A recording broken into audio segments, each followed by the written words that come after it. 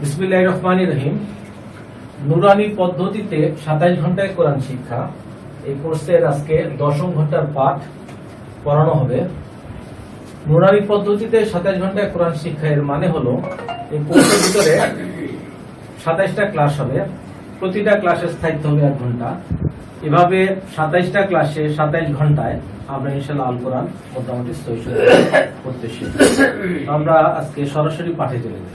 আচ্ছা, আমরা আমাদের স্ক্রিনের দিকে লক্ষ্য করি। এখানে লেখা আছে শব্দের প্রথমে, শব্দের মাঝে, শব্দের শেষে 29টি আরবি হরফের চেহারা।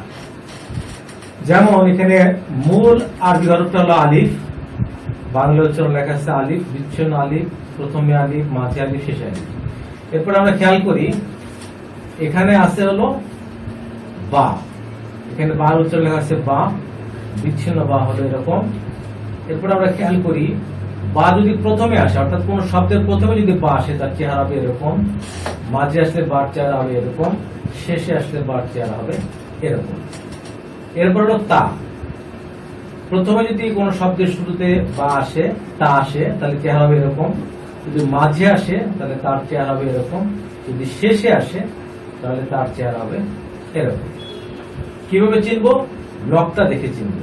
এরপর হলো সা, যদি প্রথমে আসে তাহলে সার চেহারা এরকম, মাঝে আসলে সার চেহারা এরকম, শেষে আসলে সার চেহারা এরকম। এরপর একটু জিমটা ভালো করে খেয়াল করেন। জিম বিচ্ছিন্ন হওয়া অবস্থায় এরকম, প্রথমে আসলে এরকম, মাঝে আসলে এরকম, আর শেষে আসলে এরকম। এটা কিন্তু একেবারেই ভিন্ন রকম, খেয়াল করে দেখতে হবে। এরপর হলো হা, হা যদি প্রথমে আসে এরকম, মাঝে আসলে এরকম, শেষে আসলে এরকম। এরপর হলো খ, প্রথমে আসলে এরকম, মাঝে আসলে এরকম, শেষে আসলে এরকম। এরপর হলো দাল, প্রথমে আসলে এরকম, মাঝে আসলে এরকম, শেষে আসলে এরকম। এরপরে জাল, প্রথমে আসলে এরকম, মাঝে আসলে এরকম, শেষে আসলে এরকম। এরপর হলো র, প্রথমে আসলে এরকম, মাঝে আসলে এরকম, শেষে আসলে এরকম। এরপর হলো ঝা, প্রথমে আসলে এরকম, মাঝে আসলে এরকম, শেষে আসলে এরকম। এরপর হলো সিন, প্রথমে আসলে এরকম, মাঝে আসলে এরকম, শেষে আসলে এরকম। তারপরে এরপর হলো শিন, প্রথমে আসলে এরকম, মাঝে আসলে এরকম, শেষে আসলে এরকম। তারপরে পেজে আমরা যাই। এরপর হলো সদ, সদ যদি প্রথমে আসে চেহারা হবে এরকম, মাঝে আসলে সদের চেহারা হবে এরকম, শেষে আসলে সদের চেহারা হবে এরকম। এরপরে দদ, প্রথমে আসলে হলো এরকম, মাঝে আসলে এরকম, শেষে আসলে এরকম। এরপরে হলো ত, প্রথমে আসলে এরকম, মাঝে আসলে এরকম, শেষে আসলে এরকম। এরপর হলো জ, প্রথমে আসলে এরকম, মাঝে আসলে এরকম, শেষে আসলে এরকম। এরপরে হলো আইন, প্রথমে আসলে এরকম, মাঝে আসলে এরকম, শেষে আসলে এরকম। তিনটা কিন্তু চেহারা একদম ভিন্ন, তাই না? প্রথমে আসলে চেহারা এরকম, মাঝে আসলে এরকম, শেষে আসলে এরকম। তিন রকমের দেখা যাচ্ছে, এগুলো আমরা মনে রাখার চেষ্টা করি ইনশাআল্লাহ। এরপর হলো গয়ন, প্রথমে আসলে এরকম, মাঝে আসলে এরকম, শেষে আসলে এরকম। এরপরে ফা, প্রথমে আসলে এরকম, মাঝে আসলে এরকম, শেষে আসলে এরকম। এরপর হলো কফ, প্রথমে আসলে এরকম, মাঝে আসলে এরকম, শেষে আসলে এরকম। এরপর হলো কাফ, প্রথমে আসলে এরকম, মাঝে আসলে এরকম, শেষে আসলে এরকম। কাফটা একটু ভিন্ন রকমের, এটা আমরা মনে রাখার চেষ্টা করি ভালো করে। প্রথমে আসলে এরকম, মাঝে আসলে এরকম, শেষে আসলে এরকম। এরপরে হলো লাম, প্রথমে আসলে এরকম, মাঝে আসলে এরকম, শেষে আসলে এরকম। এরপরে মিম, মিমের চেহারাও তিন রকমের, প্রথমে আসলে এরকম, মাঝে আসলে এরকম, শেষে আসলে এরকম। এরপর হলো নুন, প্রথমে আসলে এরকম, মাঝে আসলে এরকম, শেষে আসলে এরকম। কিভাবে আমরা চিনবো? ব্লকটা দেখে চিনবো। এরপর হলো ওয়াও, প্রথমে আসলে এরকম, মাঝে আসলে এরকম, শেষে আসলে এরকম। এরপরে হা, হাত কিন্তু তিন রকমের, ঠিক আছে? প্রথমে আসলে এরকম, মাঝে আসলে এরকম, শেষে আসলে এরকম। এরপরে হামজা, প্রথমে আসলে এরকম, মাঝে আসলে এরকম, শেষে আসলে এরকম। এরপর হলো ইয়া, প্রথমে আসলে এরকম, মাঝে আসলে এরকম, শেষে আসলে এরকম। এগুলো হলো আরবি যুক্তাক্ষরের চেহারা, যুক্তাক্ষরের চেহারা মূল চেহারা থেকে অন্যরকম, সেগুলো আমরা এখন এগুলো আমরা দেখলাম। এরপরে আমরা আমাদের মূল পাঠে চলে যাই। আজকে আমাদের দশম ঘন্টার পাঠ, মানে কোরআন কিভাবে পড়ার জন্য আল্লাহ বলছেন, আমরা একটু কারি সাহেবের কাছ থেকে শুনি। ورتل القرآن ترتيلا। আমরা সূরা মুজাম্মিলের 4 নম্বর আয়াতের তেলাওয়াত শুনলাম। এর অর্থ হলো, তোমরা আল কোরআনকে তারতিলের সাথে পাঠ করো। তারতিল বলতে হরফ সমূহকে মাখরাজের সাথে নিয়ম কানুন মেনে থেমে থেমে পড়াকে বোঝায়। তারপর আমরা একটা হাদিস শুনবো। হাদিস আমি এটা শুনি কারি সাহেবের কাছে। ইন্নাল্লাহা ইউহিব্বু আন ইউকরাআল কুরআনু কামা আনজাল। আচ্ছা, এর অর্থ হলো, নিশ্চয়ই আল্লাহ তাআলা কোরআনকে ওইভাবে পড়া পছন্দ করেন যেভাবে তিনি তা নাজিল করেছেন। পরের পেজে যাই। আচ্ছা, এখন এই পাঠের মধ্যে কিছু কিছু প্রশ্ন আছে। প্রশ্নগুলো কঠিন কিন্তু উত্তরগুলো সহজ। যেমন আমাদের প্রথম প্রশ্ন হলো, আল কোরআন পড়তে গেলে সাধারণত কি কি ধরনের ভুল হয়ে থাকে? উত্তর হলো এই, আল কোরআন পড়তে গেলে আমাদেরকে সাধারণত 5 প্রকার ভুল থেকে সাবধান থাকতে হবে। এ ধরনের ভুলকে লাহানে জড়িয়ে বলে। প্রথম হলো এক হরফকে অন্য হরফ পড়া। 1 নম্বর হলো এক হরফকে অন্য হরফ পড়া, অক্ষরকে অন্য অক্ষরে পরিণত করে পড়া। যেমন এইখানে দেখেন আলহামদু আছে, এখানে আলহামদু আছে, এইখানেও হা আছে, এইখানেও হা আছে, দুইটা হার উচ্চারণযুক্ত ভিন্ন। এখানেও হা আছে, এখানেও আছে। অ্যাকচুয়ালি কোরআনের ভিতরে আছে হলো এই হা, কিন্তু দেখা যাচ্ছে আমি পড়ার সময় হয়তো এই হা পড়তেছি। এই কথাটা এখানে লেখা আছে, অর্থাৎ হায়ের স্থলে হা পড়া। এমনি ভাবে এখানে আছে কি সদ আছে, সদকে আমি কি করতেছি, সিন পড়তেছি। ঠিক আছে, এক হাকে অন্য হা পড়া বা সদের জায়গায় সিন পড়া, অর্থাৎ সদের স্থলে সিন পড়া। এটা হলো এক ধরনের ভুল, অর্থাৎ এক হরফের জায়গায় অন্য হরফ পড়া। এটা ব্যাপারে আমাদেরকে সাবধান থাকতে হবে যে যেই হরফ আছে কোরআনের পাঠের ভিতরে ওই হরফই যেন আমি পড়ি, হরফকে যেন পরিবর্তন করে না পড়ি, বা আমার ভুল উচ্চারণের জন্য যাতে অন্য হরফ পড়া না হয়। এরপরে 2 নম্বরে, আচ্ছা আওয়াজটা আমরা একটু শুনি। আলহামদু, আবার আলহামদু, তারপরে এটা আলহামদু, আলহামদু। অর্থটা ধরা যাচ্ছে? আবার পরে শুনি। আলহামদু, আলহামদু। এটা একটু মোটা, এটা শুনি। আলহামদু। এরপরে শুনি কোন হরফকে বাড়িয়ে পড়া। ঠিক আছে, একটু খেয়াল করে আমরা বুঝবো যে এখানে আছে কি তা আছে, তাই না? কোরআন পাকের মধ্যে ধরেন এরকম আছে, অর্থাৎ শুধু তা আছে, তার উপর একটা জবর আছে, কিন্তু পড়ার সময় আমি করলাম কি, জবরের বাম পাশে একটা খালি আলিফ মনে করে পড়লাম। ঠিক আছে, সেটাই এখানে বলা হয়েছে যে কোন অক্ষরকে বাড়িয়ে পড়া, যেমন এইটা এবং এইটা পড়া, অর্থাৎ তা হরফের পর আলিফ বাড়িয়ে পড়া। তারপরে এটা শুনি, এখানে এখানে তার উপরে জবর আছে। এমনি ভাবে যে এখানে তার উপরে জবর আছে, কিন্তু পড়ার সময় আমরা কি করলাম, একটা তার উপরে জবর, জবর খালি আলিফ মনে করে পড়লাম, অর্থাৎ তা এর পর আলিফ বাড়িয়ে পড়া। ঠিক আছে, এরপরে কোন হরফকে কমিয়ে পড়া। ঠিক আছে, যেমন কোন হরফকে কমিয়ে পড়া মানে কিরকম, এখানে আল কোরআনের ভিতরে আসতে হলো দায়ের উপরে পেশ আছে, পেশের বাম পাশে হলো জজমাল ওয়াও আছে, কিন্তু আমি পড়ার সময় করলাম কি, এই জজমাল ওয়াটাকে বাদ দিয়ে পড়লাম, অর্থাৎ যেখানে মাদ হওয়ার কথা সেখানে আমি আর মাদ পড়লাম না। শুনি একটু গাড়ি সাহেবের কাছ থেকে। ফালইয়াবুদু, ফালইয়াবুদু, ফালইয়াবুদু। ঠিক আছে, ফালইয়াবুদু, অর্থাৎ ওয়াও বাদ দিয়ে পড়ে। এমনি ভাবে আবার এটাও শুনি, যেমন এখানে মিমের বাম পাশে একটা কি খালি আলিফ আছে, কিন্তু পড়ার সময় আমি করলাম কি মিমের বাম পাশে খালি আলিফটা বাদ দিয়ে বললাম, অর্থাৎ যেখানে মা ধর কথা আমি মাত্রাকে বাদ দিয়ে বললাম। একটু শুনি। মাউন মাউন, তার মানে হবে হলো মিমের বাম পাশে খালি আলিফ অর্থাৎ মাদ হবে, কিন্তু আমি মাদ বাদ দিয়ে বললাম মাউন, কিন্তু আমি বাদ দিয়ে বললাম। তারপরে এই যে আইন আছে, নুনের উপরে জবর না স্যার? জবর যদি থামা হচ্ছে এই জন্য ওইটা সাকিব করে পড়া হয়েছে। ঠিক আছে, আচ্ছা, আমরা পরের পেজে যাই। আচ্ছা, খেয়াল করি এটার নাম হলো উলট পালট করে পড়া। জবর, জের, পেশ এবং সাকিন সমূহকে উলট পালট করে পড়া। যেমন আল কোরআনের ভিতরে এখানে বা নিচে কি আছে?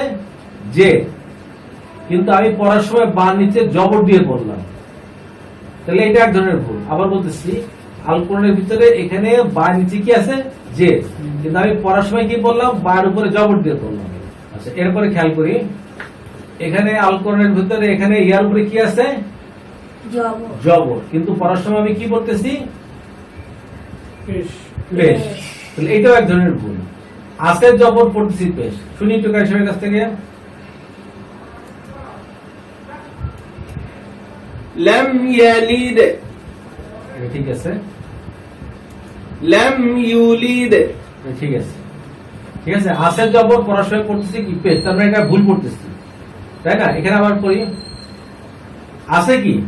আছে হলো হার উপরে একটা জবর আছে, কিন্তু পড়ার সময় আমি কি পড়তেছি? হার উপরে সাকিন মনে করে পড়তেছি। শুনি একটু কারিশমের কাছ থেকে। লাহাবিন লাহবিন, বোঝা যাচ্ছে? আবার শুনি। লাহাবিন লাহবিন, তার মানে কি? আছে হলো জবর, কিন্তু পড়ার সময় আমি এটাকে সাকিন মনে করতেছি, অর্থাৎ আমার পড়াটা ভুল হচ্ছে। আচ্ছা, এরপরে আবার দেখি, আছে কি? আছে হলো ফার উপরে সাকিন, কিন্তু পড়ার সময় আমি ফার উপরে জবর মনে করে পড়তেছি। ঠিক আছে, একটু শুনি কারিশমের কাছ থেকে। আফওয়াজা আফওয়াজা, মানে আছে হলো কি? সাকিন, কিন্তু পড়ার সময় আমি জবর মনে করে পড়তেছি। ঠিক আছে, এটা হলো ভুল পড়া। তারপরে এখানে লামের নিচে কি আছে? জের আছে, কিন্তু এখানে আমি পড়ার সময় কি লামের উপরে সাকিন মনে করে পড়তেছি। শুনি কারিশমের কাছ থেকে। ওয়ালিয়াদিন ওয়ালিয়াদিন, বোঝা গেছে না? আছে লামের নিচে জের, কিন্তু আমি লামের উপরে সাকিন মনে করে পড়তেছি। এটা এক ধরনের ভুল, মানে এটাকে বলে উলট পালট করে পড়া, এই ধরনের ভুল। হ্যাঁ, উপরে যাই। এটা হলো কি? তাসদিদ যুক্ত হরফকে তাসদিদ বাদ দিয়ে পড়া। যেমন এইখানে আছে হলো কি? ইয়ার উপরে একটা তাসদিদ আছে, তার উপরে জবর আছে। অ্যাকচুয়ালি আসতে হলো ইয়ার উপরে তাসদিদ, তার উপরে জবর, কিন্তু পড়ার সময় আমি কি পড়তেছি? ইয়ার উপরে জবর মনে করে পড়তেছি। বোঝা যাচ্ছে? এই যে আমি বক্স করে দেখাইছি। হ্যাঁ, তো এইটা একটু শুনি কারিশমের কাছ থেকে। ইয়াকা না'বুদু ইয়াকা না'বুদু, পার্থক্যটা বোঝা যাচ্ছে না? আবার শুনি। ইয়াকা না'বুদু ইয়াকা না'বুদু, পার্থক্য বোঝা গেছে হাসান? হ্যাঁ, ট্রেনে পড়া হয়নি। না, টেনে পড়ার ব্যাপারটা না। ইয়েটা দুইবার উচ্চারণ হইবে। ইয়া, আরে ধরছে কি? আরে ই, ইয়ার উপরে জবর আ, ই, ইয়া। এখানে টেনে পড়ার ব্যাপার কিন্তু না। এখানে আসতে হলো অ্যাকচুয়ালি ওই দুইবার উচ্চারণ হইবে স্যার, দুইবার উচ্চারণ হইবে। দুইবার উচ্চারণ হবে, একবার খালি আর একবার রাইট কোষ সহ। রাইট। হাসান সঠিক বলছে। ইয়াকা না'বুদু ইয়াকা না'বুদু, ই আ হুম, নাকি স্যার? রাইট। ই আ, তাজে থাকলে তো কি একটা দুইবার উচ্চারণ হয়, দুইবার তাই না? উচ্চারণ হইবে। হ্যাঁ। আর কিন্তু এখানে একবার উচ্চারণ আছে, যেহেতু তারদিদের উপর জবর, এটাকে আমি বাদ দিয়া মনে মনে শুধু তারদিদের উপরে জবর পড়তেছি। এটা তো বেশ, আর এটা তো জবর। না না, ব্যাপারটা তা না। এখানে ইয়ার উপরে কি আছে? তারদিদ জবর আছে, তাই না? আর এখানে আছে কি? ইয়ার উপর শুধু জবর আছে, তারদিদটা কিন্তু এখানে নাই। এই জন্য আমাদের পড়াটা ভুল হচ্ছে। ঠিক আছে, আর একবার শুনি। ইয়াকা না'বুদু إياك نعبد আচ্ছা, তারপরে তাজিদ যুক্ত হরফকে তাজিদ বাদ দিয়ে পড়া। যেমন এখানে আছে হলো ওয়াওর উপরে কি আছে, ডাবল জবর আছে, কিন্তু আমি পড়ার সময় ডাবল ওয়ার উপরে ডাবল পেজ দিয়ে পড়তেছি। ছিল ডাবল জবর, কিন্তু পড়ার সময় ডাবল পেজ দিয়ে পড়তেছি, আমার ভুল হচ্ছে। তারপরে একটু উপর দিকে উঠো। আচ্ছা, এখানে আউযুবিল্লাহ এবং বিসমিল্লাহ এর বর্ণনা, এটা একটু শুনি আমরা কাইসারের কাছ থেকে। أعوذ بالله من الشيطان الرجيم প্রশ্ন হলো যে আউযুবিল্লাহি মিনাশ শাইতানির রাজিম কখন পাঠ করা জরুরি? উত্তর, কোরআন শরীফ তেলাওয়াত করার পূর্বে, কারণ আল্লাহ পাক ইরশাদ করেছেন। রাশিদের কাছ থেকে শুনি এই তেলাওয়াতটা। فإذا قرأت القرآن فاستعذ بالله من الشيطان الرجيم অর্থাৎ যে আয়াতটা তেলাওয়াত হলো তার অর্থ হলো, অর্থাৎ আপনি যখন আল কোরআন পাঠ করতে ইচ্ছা করবেন তখন বিতাড়িত শয়তানের অনিষ্ট হতে আল্লাহর নিকট আশ্রয় প্রার্থনা করুন। সূরা নহল আয়াত হলো ৯৮। এর মানে হলো এই যে আমাদেরকে আল কোরআন পড়তে শুরু করার আগে প্রথমে একবার আউযুবিল্লাহর সাথে বিসমিল্লাহ পড়ে নিতে হবে, ঠিক আছে? এরপর হলো প্রশ্ন ৩। এই বিসমিল্লাহটা আমরা একটু কাইসারের কাছ থেকে শুনি। بسم الله الرحمن الرحيم আচ্ছা, এই বিসমিল্লাহির রহমানির রহিম কখন পাঠ করা জরুরি? উত্তর হলো সূরা তওবা ব্যতীত সকল সূরার শুরুতে বিসমিল্লাহ পড়া জরুরি। সূরা তওবার শুরুতে কোনো বিসমিল্লাহ নাই, এছাড়া সবগুলা সূরার শুরুতে বিসমিল্লাহির রহমানির রহিম আছে। অতএব এই বিসমিল্লাহির রহমানির রহিম আমাদেরকে সব সূরার মধ্যে পড়তে হবে, সূরা শুরু করার আগে শুধুমাত্র সূরা তওবা ব্যতীত। সূরা তওবা একটা সূরা নাম হলো সূরা তওবা। প্রশ্ন ৪। আচ্ছা, গুন্না আদায় করার সময় নাকের ভিতরে আওয়াজ কত সময় পর্যন্ত স্থির রাখতে হবে? আবার বলতেছি, গুন্না আদায় করার সময় নাকের ভিতর আওয়াজ কত সময় পর্যন্ত স্থির রাখতে হবে? উত্তর, গুন্নার আওয়াজের স্থায়িত্ব হবে ১ আলিফ বা ১ সেকেন্ড। আচ্ছা, প্রশ্ন নম্বর ৫। ১ আলিফ পরিমাণ জানবার নিয়ম কি? উত্তর, সহজ নিয়ম এই যে খোলা আঙুলকে মধ্যম নিয়মে অর্থাৎ না খুব তাড়াতাড়ি আর না খুব ধীরে বন্ধ করতে অথবা বন্ধ আঙুলকে খুলতে যে সময় লাগে সেটাই ১ আলিফের পরিমাণ। কিছু কারি ১ আলিফকে ১ সেকেন্ড পরিমাণ বলেও মন্তব্য করেছেন। আচ্ছা, এবার প্রশ্ন হলো ইকফার অর্থ কি? আমরা সামনে ইকফার হরফ পড়ব, এখন জেনে নিচ্ছি। ইকফা অর্থ গোপন করা, অর্থাৎ কোন সাকিন হরফকে ইজহার ও ইদগামের মধ্যবর্তী অবস্থায় গুন্নার সাথে আদায় করা। ইকফার উচ্চারণ অনেকটা অনুসারের মতো। আচ্ছা, এখানে এখন আমরা শিখব হলো কলকলার হরফ। কলকলা অর্থ প্রতিধ্বনি করা, ধাক্কা দেয়া, আওয়াজ ফিরে আসা। কলকলার হরফ ৫টি: কফ, ত, বা, জিম, দাল। অর্থাৎ এই ৫টা হরফের উপরে যদি সাকিন থাকে তাহলে আওয়াজটা একটু ধাক্কা হবে, ঠিক আছে? একটু উপরে উঠাও। এটা আমরা একটু কাইসারের কাছ থেকে শুনি। قاف ساكن طا ساكن با ساكن جيم ساكن دال ساكن আমরা فلق আবার فلق সবাই আমরা এই যে কারি সাহেবের তেলাওয়াতটা একটু খেয়াল করি, তাহলে আমি বুঝতে পারবো যে কলকলা হরফের ব্যবহারটা কি। কলকলা হরফ কিভাবে উচ্চারণ করতে হবে? فلق একটু ধাক্কা হয়েছে না? আবার أطعم أطعم وقب أجر أحد একটু ধাক্কা হয়েছে না? আবার শুনি فلق أطعم وقب أجر أحد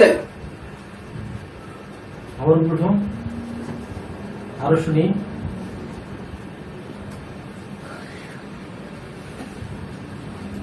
خلق بطش كسب فجر صمد আচ্ছা, এবার আমরা নিজেরা নিজেরা একটু বলি এখান থেকে।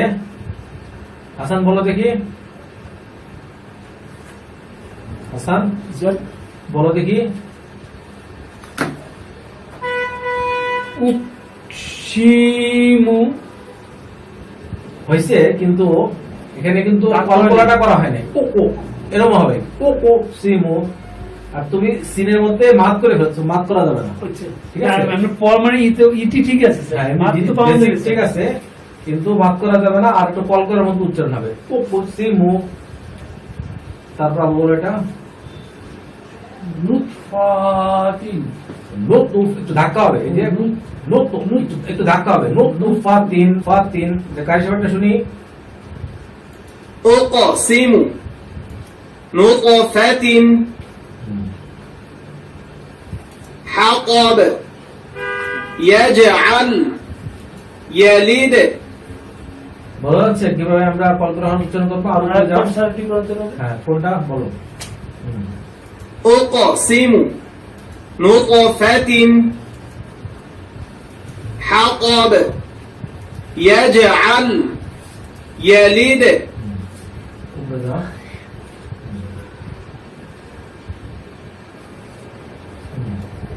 مشرق يطغي এবার হাসান বলো এটা হাব লুন হাবলুন, ঠিক আছে। লুন হ্যাঁ, হাব, কিন্তু বা তো বা হলো কল করা হতো, অতএব একটু ধাক্কা হবে। হাবলুন হাব হাব হাব হাবলুন, হাবলুন হ্যাঁ, মানে কলকলার হরফ যেটা, অর্থাৎ কফ তা বা জিম দাল, এই পাঁচটা হলো কলকলার হরফ। কলকলার হরফ করে যখন থাকে, ঠিক আছে। আবার শুনি হাবলুন হাবলুন, তারপরে হাবলুন আবু বলো জাজ রাতুন জাজ রতুন, জাজ রাতুন তারপরে মাসাদ মাসা দোকে, যেখানে এই যে কফতা বা জিম দাল এই যে পাঁচটা হরফ আছে, এইটা হরফের মধ্যে সাকিন থাকলে একটু ধাক্কা দিয়ে বলতে হবে। মাসা দো, মাসা দো। মাসাদ গাড়ি সেবিকে কি করছে? কারি সাহেবটা শুনি مشرق يطغي حبل زجرة مسد পর্বে যাও। আচ্ছা, এবার শুনি ওয়াকফ করা কাকে বলে? আল কোরআন পড়তে পড়তে থেমে যাওয়াকে ওয়াকফ করা বলে। ওয়াকফের আলামত কি কি এবং কোন কোন আলামতের উপর ওয়াকফ করা সবচেয়ে উত্তম? ঠিক জায়গায় ওয়াকফ করা অর্থাৎ থামা উচিত। আল কোরআনের মধ্যে যেখানে নিম্নলিখিত চিহ্ন আছে সেখানে ওয়াকফ করা উত্তম। যেমন উঠাও,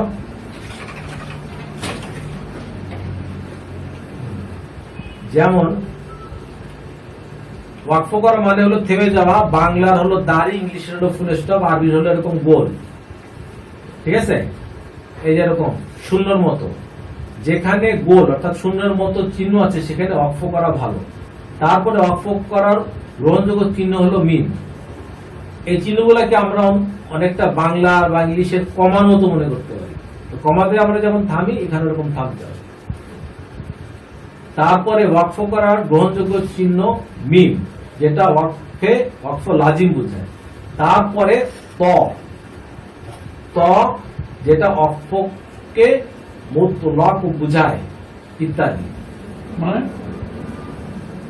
অর্থাৎ মোটামুটি এখানে মানে যেখানে আমি এরকম গোল চিহ্ন পাবো সেখানেও থামবো, যেখানে এরকম মিম চিহ্ন পাবো সেখানেও থামবো, যেখানে এরকম ত পাবো ঠিক আছে, আয়াতের মাঝখানে দেখা গেল যে এরকম একটা ত, যেটার মধ্যে যে জবরদস্ত কিছু নাই, এবং এই তটা সাইজে ছোট, অন্যান্য হরফের থেকে এই হরফটা ছোট, তার মানে আমি বুঝলাম যে এখানে আমাকে থামতে হবে। ঠিক আছে, এরকম। এরপরে পূর্ণ কোরআন শরীফে কত জায়গায় সাক্তা আছে সেটা বলতেছি। পূর্ণ কোরআন শরীফে 4 জায়গায় সাক্তা আছে। প্রশ্ন নম্বর 10, সাক্তা কাকে বলে? সাক্তা বলতে নীরব হওয়া, অর্থাৎ শ্বাস জারি রেখে তেলাওয়াত মাঝখানে আওয়াজ বন্ধ করে কিছু সময় পর্যন্ত নীরবতা অবলম্বন করে পুনরায় পড়া শুরু করাকে বোঝায়। আবার বলতেছি, সাক্তা বলতে নীরব হওয়াকে, অর্থাৎ শ্বাস জারি রেখে তেলাওয়াতের মাঝখানে আওয়াজ বন্ধ করে কিছু সময় পর্যন্ত নীরবতা অবলম্বন করে পুনরায় পড়া শুরু করাকে বোঝায়। সামনে সাক্তার পাঠ আমাদের আসছে, তখন আমরা প্র্যাকটিক্যাল বুঝতে পারবো যে সাক্তা জিনিসটা কি। আচ্ছা, প্রশ্ন 11, যে 4 জায়গায় সাক্তা হয় সেগুলো কোথায়? ঠিক আছে, উত্তর 1, সূরা কাহফের শুরুতে এই যে সাক্তা, এটা যে সিন কাফ তা হা, এটাকে বলে হলো সাক্তা। এই যে একটা সাক্তা আছে, এই যে একটা সাক্তা আছে, এই যে একটা সাক্তা আছে, এই যে একটা সাক্তা আছে। 2 নম্বর সাক্তা আছে সূরা ইয়াসিনের ভিতরে, এইখানে। 3 নম্বর সাক্তা আছে সূরা কিয়ামার ভিতরে, এইখানে। 4 নম্বর সাক্তা আছে সূরা মুতাফফিফিনের, এইখানে। সবই তো একই রকম না, একই রকম না। তবে এই সাক্তা, এই খেয়াল করলে বোঝা যাবে, এই যে সাক্তা সিন কাফ তা হা, সাতটা একই রকম কিন্তু সূরা অন্য। হ্যাঁ রাইট। এটা তো একটা হলো সূরা কাফ, সূরা ইয়াসিন, সূরা কিয়ামা, সূরা সবই একই রকম, হ্যাঁ, কিন্তু 4 জায়গায় আছে, 4 জায়গায় আছে একই রকম। একই রকম। এই যে সাক্তা, এই যে সাক্তা, এই যে সাক্তা, এই যে সাক্তা। হ্যাঁ। এখন সাক্তা আওয়াজ করলে যে কথাটা বলছিলাম যে আওয়াজ বন্ধ হবে, শ্বাস বন্ধ থাকবে, কিছুক্ষণ নীরব থাকবো, তারপর তেলাওয়াত শুরু করবো। এটা প্র্যাকটিক্যাল সাক্তাটা আমরা, এর ব্যবহারটা আমরা সামনে শিখবো। عوجا قيما আচ্ছা, আবার من مرقد ما هذا وقيل من راق كلا بل ران আবার শুনি। عوجا قيما আওয়াজ বন্ধ হচ্ছে, শ্বাস চালু থাকতেছে, নীরবতা অবলম্বন করতেছে, আবার তেলাওয়াত শুরু করতেছে। এটা হলো সাক্তার আসলে বৈশিষ্ট্য। মাত্র 4টি, পুরো কোরআন শরীফের মধ্যে 4টা জায়গা আর সাক্তা, সবই একই রকম। আর সবই একই রকম। আবার শুনি এটা। একবার বন্ধ করে নিল রে। من مرقد ما هذا وقيل من راق كلا بل ران মোটামুটি আমরা সাক্তা বুঝছি। এখন প্রশ্ন নম্বর হলো 12, সাক্তা এবং ওয়াকফের মধ্যে পার্থক্য কি? মানে সাক্তা তো আমি থামতেছি, ওয়াকফের মধ্যে আমি থামতেছি, কিন্তু এদের মধ্যে পার্থক্য কি? উত্তর, পার্থক্য এই যে সাক্তার মধ্যে খুব কম সময় থামতে হয়, কিন্তু ওয়াকফের মধ্যে তার তুলনায় বেশি সময় থামতে হয়। তার মানে সাক্তার মধ্যে অল্প সময় থামতেছি, আর ওয়াকফ করার মধ্যে বেশি সময় থামতেছি, এটা হলো পার্থক্য। এরপর হলো প্রশ্ন নম্বর 13, আল কোরআনের মধ্যে এমন জায়গা আছে কি যেখানে রসমে খত অর্থাৎ সদের উপরে সিন লেখা আছে? যদি থাকে তবে কেমন ভাবে পড়া উচিত? উত্তর, হ্যাঁ, আল কোরআনের ভিতরে, আল কোরআনে 4 জায়গায় এমন আছে যেখানে সদের উপরে ছোট করে সিন ও লেখা আছে। সেই জায়গাগুলো হলো, ঠিক আছে, তার মানে কথাটা কি, যে যেখানে সদ এর উপরে ছোট করে সিন লেখা আছে, যেমন এইখানে হরফটা হলো কি সদ, তার উপরে কি লেখা আছে, ছোট্ট করে একটা সিন লেখা আছে। আবার বলতেছি, নিচে আছে কি সদ, তার উপরে ছোট্ট করে একটা সিন লেখা আছে। এরকম আছে টোটাল কোরআন শরীফের মধ্যে 4টা জায়গা আছে।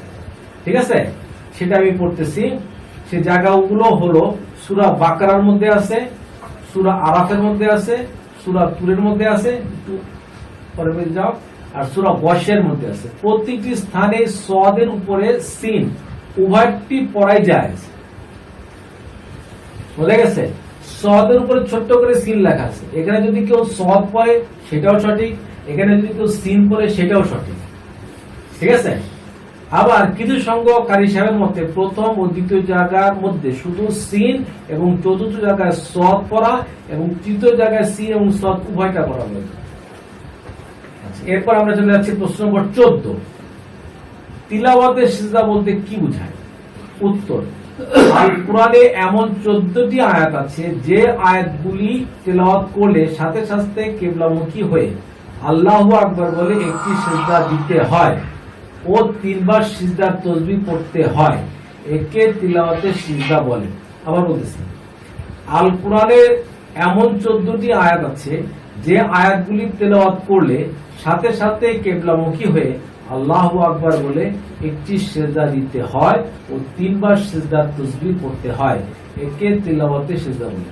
আমরা যখন তারাবির নামাজ পড়ি তখন ইমাম সাহেব অনেক সময় বলেন যে প্রথম রাকাতে বা দ্বিতীয় রাকাতে সিজদা আছে, তখন আমরা কি করি? তেলাওয়াতের মাঝখানে একটা সিজদা দেই, আবার উঠে দাঁড়ায় বাকি তেলাওয়াতের অংশ ইমাম সাহেব শেষ করেন। এরকম 14টা জায়গা আছে যেখানে যে আয়াতটা যে তেলাওয়াত করবে তাকেও সিজদা দিতে হবে এবং সে যদি জোরে তেলাওয়াত করে এবং তার তেলাওয়াতটা যদি অন্য কেউ শুনে তাকেও সিজদা দিতে হবে। ঠিক আছে? তেলাওয়াতের সিজদার আয়াত যে শুনবে তাকেও সাথে সাথে একটি সিজদা দিতে হবে। তেলাওয়াতের সিজদার আয়াতের স্থানগুলি সূরার নাম ও আয়াত নম্বর নিচে দেওয়া হবে। যাও, আমরা দেখলে বুঝতে পারতেছি। সূরা আরাফ আয়াত নম্বর 206, সূরা বনী ইসরাঈল আয়াত নম্বর 109, সূরা আল ফুরকান আয়াত নম্বর 60, সূরা সদ আয়াত নম্বর 24, সূরা ইনশিকাক আয়াত নম্বর 21, সূরা রাদ আয়াত নম্বর 15, সূরা মরিয়ম আয়াত নম্বর 58, সূরা নামল আয়াত নম্বর 26, সূরা হামিম সিজদা আয়াত নম্বর 38, সূরা আলাক আয়াত নম্বর 19, সূরা নাহল আয়াত নম্বর 50, সূরা হাজ আয়াত নম্বর 18, সূরা সিজদা আয়াত নম্বর 15, সূরা আন-নাজম আয়াত নম্বর 62। এই সমস্ত আয়াতগুলো যদি আমি তেলাওয়াত করি তাহলে আমাকে সাথে সাথে কিবলামুখী একটা সিজদা দিতে হবে এবং এই তেলাওয়াতটা যে শুনবে তাকেও সাথে সাথে কিবলামুখী একটা সিজদা দিতে হবে এবং সিজদার তাসবিহ করতে হবে। উপরে উঠো, উপরে উঠো, উঠো। আচ্ছা, ঠিক আছে। এখন কালেমা তৈয়ব, যে কারণে আমরা যে কালেমা করে আমরা মুসলমান হয়েছি সেই কালেমাটা এখানে আছে, সেটা আমরা কারি সাহেবের কাছ থেকে শুনবো।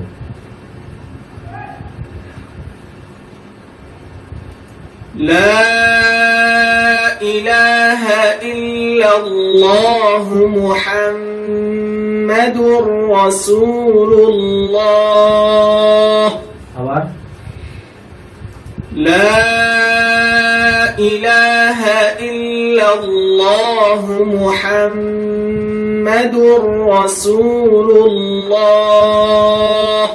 আচ্ছা, এই কালেমার অর্থ হলো আল্লাহ ছাড়া কোনো মাবুদ নাই, মুহাম্মদ সাল্লাল্লাহু আলাইহি ওয়াসাল্লাম আল্লাহর রাসূল। তারপরে আসো উপরে কালিমায়ে শাহাদাত, এটা শুনবো কারি সাহেবের কাছ থেকে। আশহাদু আল্লা ইলাহা ইল্লাল্লাহু ওয়াহদাহু লা শারীকা লাহু ওয়া আশহাদু আন্না মুহাম্মাদান আবদুহু ওয়া রাসূলুহু। আবার আশহাদু আল্লা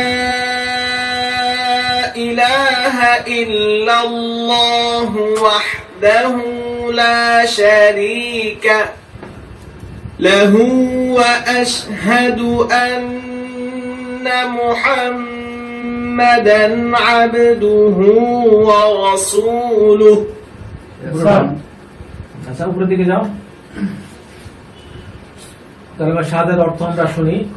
আমি সাক্ষ্য দিতেছি যে আল্লাহ ব্যতীত অন্য কোনো উপাস্য নেই, তিনি অদ্বিতীয়, তার কোনো শরীক নাই, এবং আমি আরো সাক্ষ্য দিতেছি যে নিশ্চয়ই মুহাম্মদ সাল্লাল্লাহু আলাইহি ওয়াসাল্লাম আল্লাহর বান্দা ও রাসূল। উপরে যাও। পরীক্ষা আমার তো জিজ্ঞাসা ছিল, জিজ্ঞাসা করছি, বলো। লু হইল কামসে লাস্টে হুয়ার কথা না স্যার, হুয়ার কথা, এটা অ্যাকচুয়ালি লু হওয়ার কথা। নুরানি ঘন্টায় কোরআন শিক্ষা, এই বইটা বিভিন্ন দোকানে পাওয়া যায়, আর এই নম্বরে ফোন করলে এই বইটা হোম ডেলিভারি দেওয়া হয়। বইটার দাম হলো 200 টাকা। আর ভারতের পাঠকরা এই বইটা এই নম্বরে ফোন করে ঘরে বসে হোম ডেলিভারি দিতে পারেন। আর যারা ওয়েবসাইট ব্যবহার করেন www.quranibiswa.com এই ওয়েবসাইট থেকে এই বইটা ফ্রি ডাউনলোড করতে পারবেন। যারা অ্যান্ড্রয়েড মোবাইল ব্যবহার করেন তারা প্লে স্টোর থেকে বাংলা কোরআন লিখে সার্চ দিলে পরে এই বইটা অ্যাপস হিসেবে ডাউনলোড করতে পারবেন। তো আজকের পাঠ এখানেই শেষ, আগামী দিন আবারও দেখাবো ইনশাআল্লাহ। আসসালামু আলাইকুম। ওয়ালাইকুম আসসালাম। চলো।